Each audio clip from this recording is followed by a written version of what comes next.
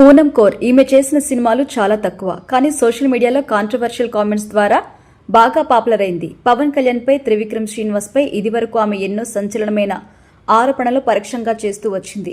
ముఖ్యంగా త్రివిక్రమ్ శ్రీనివాస్ తనకు జల్సా సినిమాలో అవకాశం ఇప్పిస్తాను అని చెప్పి మోసం చేశారని, తనను అన్ని విధాలా వాడుకున్నారని, న్యాయం చేయమని ఎంతమంది సినీ పెద్దల దగ్గరికి వెళ్లినా తనకు న్యాయం జరగలేదని పూనం కౌర్ అనేక సందర్భాల్లో చెప్పుకొచ్చింది.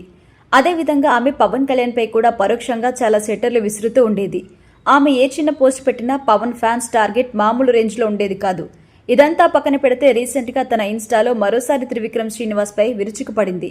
ఆమె మాట్లాడుతూ, నేను త్రివిక్రమ్ శ్రీనివాస్ పై మూవీ ఆర్టిస్టు అసోసియేషన్ కి మెయిల్ ద్వారా కంప్లైంట్ ఇచ్చాను. ఈ విషయాన్ని ఇంతకు ముందు కూడా చెప్పాను, మళ్ళీ కూడా చెప్తున్నాను. కంప్లైంట్ ఇచ్చిన తర్వాత నేను ఝాన్సీ గారికి ఫోన్ చేసి మాట్లాడాను. ప్రస్తుతం బిజీగా ఉన్నారని, త్వరలో మీటింగ్ పెడతామని, అప్పటి వరకు డిస్టర్బ్ చేయొద్దని ఆమె చెప్పుకొచ్చారు. కానీ సోషల్ మీడియాలో నేను మా అసోసియేషన్లో ఇచ్చిన కంప్లైంట్లో ఎవరి పేరు తీయలేదని కొంతమంది అసత్య ప్రచారం చేస్తున్నారు. అందులో ఎలాంటి నిజం లేదు. కంప్లైంట్లో నేను స్పష్టంగా త్రివిక్రమ్ శ్రీనివాస్ పేరు ప్రస్తావించాను. ఆయనకి సినీ ఇండస్ట్రీ పరంగా, రాజకీయ పరంగా కొంతమంది బలంగా సపోర్ట్ చేయడం వల్ల సేవ్ అవుతున్నాడు అని కూడా చెప్పాను అంటూ చెప్పుకొచ్చింది పూనం కౌర్. ఈ విషయంపై అవసరమైతే మహిళా గ్రూప్ మెంబర్స్తో కూడా మాట్లాడతాను అని చెప్పారు.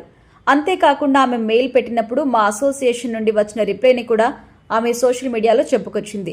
పూనం కౌర్ చేసిన ఈ వ్యాఖ్యలు ఇప్పుడు ప్రకంపనలు రేపుతున్నాయి. రీసెంట్గా ఆమె సీఎం చంద్రబాబు నాయుడిని కలిసి ఒక ఫోటో ఫ్రేమ్ బహుమతిగా అందించిన విషయం తెలిసిందే.